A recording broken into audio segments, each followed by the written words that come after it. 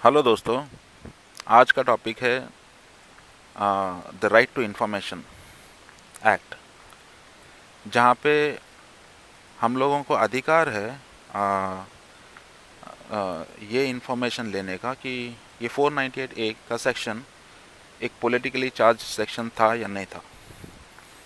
तो पिछले वीडियोस में मैंने ऑलरेडी डिस्कस किया था कि जो मेरा थियरी है वो ये है कि आ, जो वुमेन के जल रहे थे इंडिया में, it was because of a defective kerosene stove. It was not because सब लोग दहेज के लिए अपने बहुओं को, बीवियों को मार डाल रहे हैं। उसका थॉट प्रोसेस जो मेरा है वो बहुत ही सिंपल है। मैं ये सोच के चल रहा हूँ कि कोई भी शरीफ इंसान कोई दूसरे इंसान को मार नहीं सकता है। ऑब्वियसली वो गुस्सा हो सकता है, थोड़ी बहुत मारपीट भी हो सकती है इन एक्सट्रीम सिचुएशंस, पर इतनी आसानी से कोई किसी को मार डाल नहीं सकता। This was a basic thought process जिसके ऊपर मेरा थियरी बेस्ड है। अब कहाँ तक वो थियरी सही है और नहीं है, ये तो वक्त ही बताएगा। पर उसके लिए मैंने एक छोटा सा स्टेप ले लिया है अपनी तरफ से। मैंने जुडिशल डिपार्टमेंट में आरटीआई फाइल किया है, and I want to thank Pashupati ji, जिन्होंने मुझे सजेस्ट किया कि आरटीआई हम लोग जुडिशल डिपार्टमेंट में फ़ाइल करके ये सारी इन्फॉर्मेशन ले सकते हैं। तो मैं ये बोलना चाहता हूँ कि ये आरटीआई में है क्या। इसका जवाब खैर आएगा 1 महीने बाद, पर बहुत सारी चीज़ें हैं जो इससे साफ होगी। तो मेरा जो अभी का थॉट प्रोसेस ये ऐसा है कि पार्लियामेंट में जो बिल पास होते हैं वो इमोशनली चार्ज्ड हो सकते हैं, या फिर वो स्पर ऑफ द मोमेंट हो सकते हैं, या फिर न्यूज़पेपर को रिएक्शन करके हो सकते हैं, या फिर वोट्स के लिए हो सकते हैं, जैसे 498 ए। मुझे ये लगता है कि ये बहुत ही पॉलिटिकली चार्ज्ड डिसीजन था। ये लॉ पास करना वुमेन के वोट लेने के लिए थे। उनको पहले फील कराओ कि वो सेफ़ नहीं है, और जैसे वो फील करते कि वो सेफ़ नहीं है तो ये बिल लेके आओ और बोलो कि देखो हमने आपको एम्पावर किया है, ये बिल आपको एम्पावर कर रहा है। तो ऐसा फीलिंग जब क्रिएट होता है तो वुमन नेचुरली फील करती है, हाँ ये इतना अच्छा रेवोल्यूशनरी स्टेप है हमारे लिए, तो हम इमीडिएटली जाके पुलिस में एफआईआर कर देंगे और मेरे हस्बैंड को या फिर उनके घर वालों को अरेस्ट करेंगी पुलिस आके बिना कोई क्वेश्चन के। तो ऐसा जो लॉ है जो बनाया था, जो 498 ए, मेरे हिसाब से ये पॉलिटिकली चार्ज्ड है। इसमें पॉलिटिक्स है इन्वॉल्व। पर लकीली हमारा जो लीगल सिस्टम है उसमें जब पार्लियामेंट में बिल पास होता है तो उसके बाद में का जो स्टेज है, जब लोकसभा और राज्यसभा दोनों हाउस से पास होता है, तो उसके बाद जो स्टेज आती है वो आती है सुप्रीम कोर्ट की। अब सुप्रीम कोर्ट में जब ये बिल जाती है तो मुझे पता नहीं कि वहाँ पे बहस होती है या नहीं, पर मैंने अपनी तरफ से 5 चीज़ें सुप्रीम कोर्ट से मांगी है कि ये बिल पास करने के लिए बहुत ही इम्पॉर्टेंट चीज़ है कि आपके पास में एक ऐसे तथ्य होने चाहिए कि इंडिया में सारी महिलाओं पर प्रताड़ना हो रही है, सब लोग डाउरी ले रहे हैं। इसके कौन से आंकड़े तुम्हारे पास में है। दूसरी चीज़ मैंने जो मांगी है कि ऐसे कौन से इंसिडेंसेस है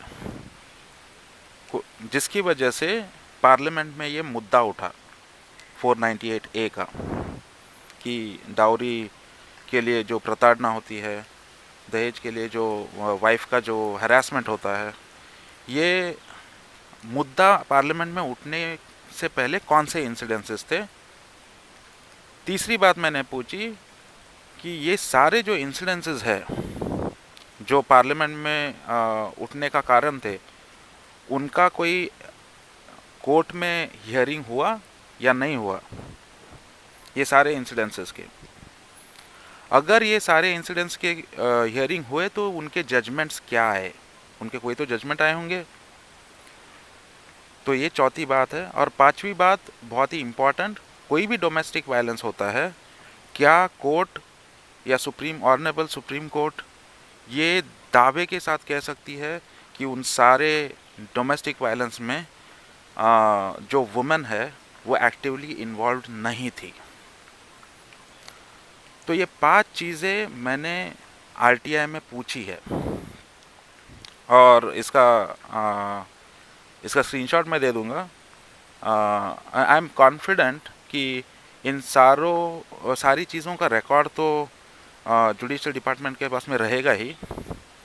और 1 महीने बाद मतलब उन जो आरटीआई एक बार फाइल कर दिया तो I think it is 30 days in which you get this information.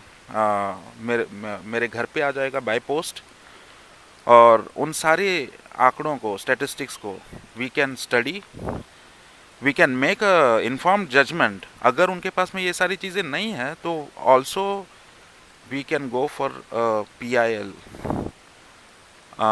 Against 498A। तो अगर ये सारी इन्फॉर्मेशन नहीं है, मुझे लगता है जो सुप्रीम कोर्ट ने ऑलरेडी वेरीफाई करना चाहिए कि ये सारे आंकड़े सही है, नहीं तो सुप्रीम कोर्ट रिजेक्ट भी कर सकती है इस बिल को जो एक्ट बन गया है, राइट। और सुप्रीम कोर्ट ने बहुत ही